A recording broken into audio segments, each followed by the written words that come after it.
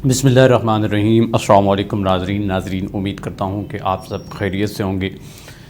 नाज़रीन, कायद-ए-आज़म और आज का पाकिस्तान, ये बहुत ही अहम मौजू है। आज हम ये डिस्कस करेंगे कि कायद-ए-आज़म कौन थे और जो वो पाकिस्तान देखना चाहते थे, क्या आज का पाकिस्तान वैसा ही है, और अगर वैसा नहीं है तो उसको हम किस तरह उसी बुनियाद पर दोबारा से तामीर कर सकते हैं या उस जैसा पाकिस्तान बना सकते हैं जो कायद-ए-आज़म रहमतुल्लाह अलैह ने सोचा था। आपने हमारे इस सेशन को ज़रूर ज्वाइन करना है और कमेंट्स के ज़रिए आपने इसकी वजाहत भी करनी है कि आप कौन सा पाकिस्तान देखना चाहते हैं और आपके नज़दीक कायद-ए-आज़म का पाकिस्तान और आज के पाकिस्तान में क्या फ़र्क है। तो सबसे पहला सवाल कि कायद-ए-आज़म कौन है। कायद-ए-आज़म वो शख्सियत हैं जिन्होंने पाकिस्तान की बुनियाद रखी।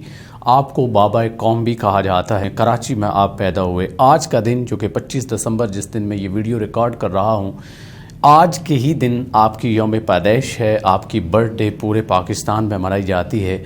लेकिन सबसे अहम बात क्या है कि कायद-ए-आज़म रहमतुल्लाह अलैह के बारे में ये चीज़ें तो हम जानते हैं। हम ये भी जानते हैं कि आप पहले गवर्नर जनरल रहे। हम ये भी जानते हैं कि 1940 में करारदाद पाकिस्तान उन्होंने मंजूर करवाई और उसके बाद उन्होंने पाकिस्तान की तामीर करवाई। लेकिन आपका पाकिस्तान कौन सा था, ये जानने के लिए कि आप कौन सा पाकिस्तान देखना चाहते थे, हम आपके कुछ कोट्स सामने रखते हैं, आपके जो फरमान हैं उनको सामने रखते हैं और फिर ये जायज़ा लेते हैं कि आज का पाकिस्तान कैसा पाकिस्तान है। आप रहमतुल्लाह अलैह फरमाते हैं, आप कहते हैं कि मुझसे अक्सर पूछा जाता है कि पाकिस्तान का तर्ज़ हुकूमत क्या होगा। पाकिस्तान का तर्ज़ हुकूमत का तयन करने वाला मैं कौन होता हूँ। मुसलमानों का तर्ज़ हुकूमत आज से 1300 साल कबल कुरान करीम ने वजाहत के साथ बयान कर दिया था। अल्हम्दुलिल्लाह, कुरान मजीद हमारी रहनुमाई के लिए मौजूद है और क़यामत तक मौजूद रहेगा। ये कौन फरमा रहा है? ये कायद-ए-आज़म रहमतुल्लाह अलैह फरमा रहे हैं कि हुकूमत, तर्ज़ हुकूमत यानी किस तरह की हुक्मरानी होगी इस्लामी जमहूरियत पाकिस्तान की। कायद-ए-आज़म ये फरमा रहे हैं जिन्होंने इस मुल्क की तामीर की कि मुझसे पूछने की ज़रूरत नहीं है। अगर तुम्हें रहनुमाई चाहिए तो कुरान से लो, और अगर तुम्हें मज़ीद इसकी वजाहत चाहिए तो आके करीम सल्लल्लाहु अलैहि वसल्लम की तर्ज़ हुक्मरानी को देख लो, रियासत मदीना को देख लो। अब आज का पाकिस्तान आप देख लें कि क्या इस मुल्क के अंदर, क्या इस रियासत के अंदर आज का जो सिस्टम है, क्या वही सिस्टम है जो इस्लाम ने हमें दिया था। ये आपने सोचना है और हमने सोचना है। अगर हम वो तर्ज़ हुकूमत चाहते हैं जो वाकई में कायद-ए-आज़म ने हमें बताई, तो फिर हमें ये देखना पड़ेगा कि इस्लाम में कौन सा तर्ज़ हुकूमत राइज था, रियासत मदीना किस बुनियाद पर रखी गई थी। और आज हम जिस तर्ज़ हुकूमत की बात कर रहे हैं जो कि बरतानवी हुकूमत राइज करके गई थी, और वही हम सिस्टम चल रहे हैं, ये कैसा है। हालांकि अगर मैं इस पर ज़ाती राय दूं तो वो ये होगा कि हमें इस्लामी सदारती निज़ाम चाहिए जिस तरह खुलफाए राशिदीन के दौर में होता था।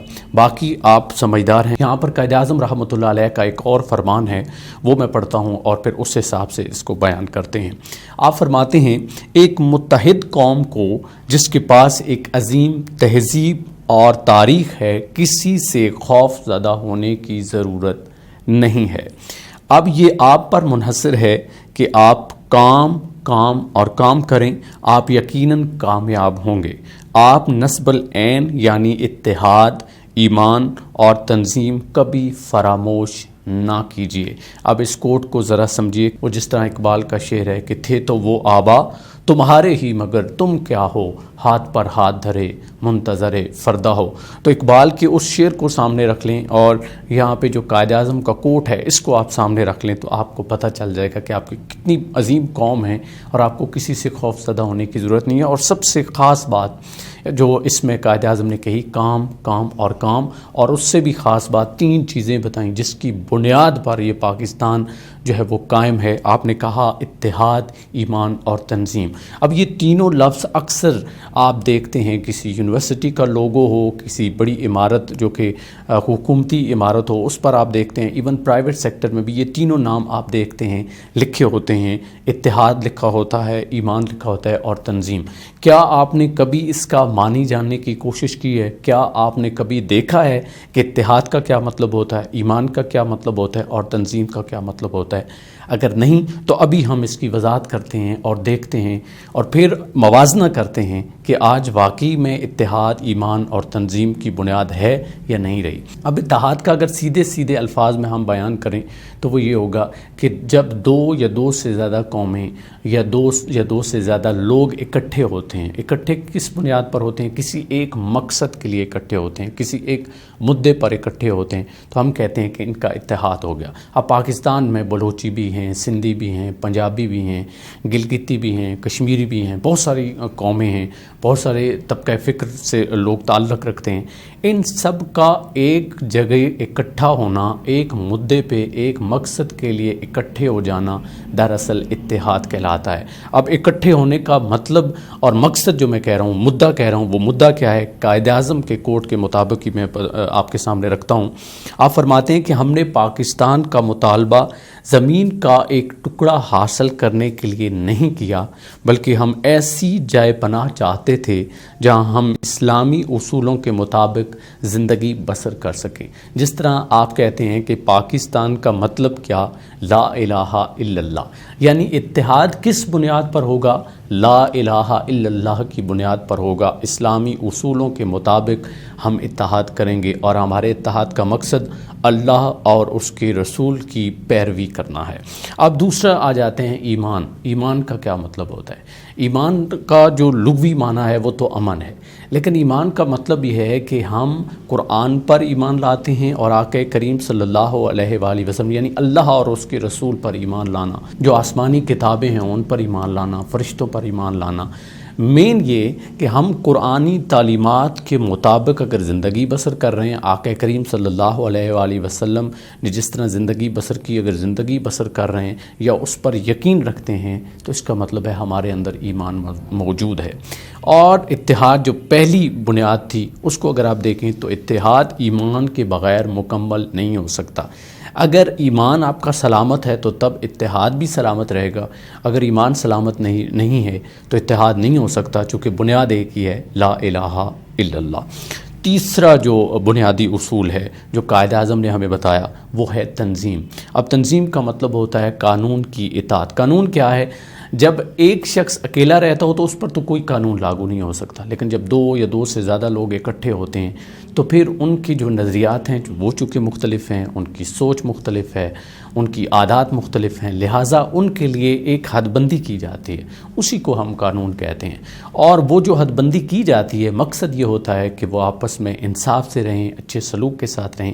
اور یہ جو ہمیں قانون جس کی بات کر رہے ہیں، تنظیم یعنی یہ بنیاد ہے پاکستان کی، اس کے لیے بھی قائد اعظم کے اگر فرمان کو دیکھیں تو آقا کریم صلی اللہ علیہ وآلہ وسلم نے قرآن کی روشنی میں اس کی وضاحت کر دی، یعنی اپنی زندگی میں پریکٹیکل ایک نمونہ ہمیں پیش کر دیا، اور اس کے لیے بھی ہمیں کہیں اور سے قانون لانے کی ضرورت نہیں ہے۔ آج آپ دیکھ لیں تو پاکستان میں آئین ہے، قانون موجود ہے، لیکن فرق کہاں پہ ہے؟ اس کے عمل درآمد کے اوپر۔ اتحاد، ایمان اور تنظیم یہ تینوں ایک دوسرے کے ساتھ جڑے ہوئے ہیں۔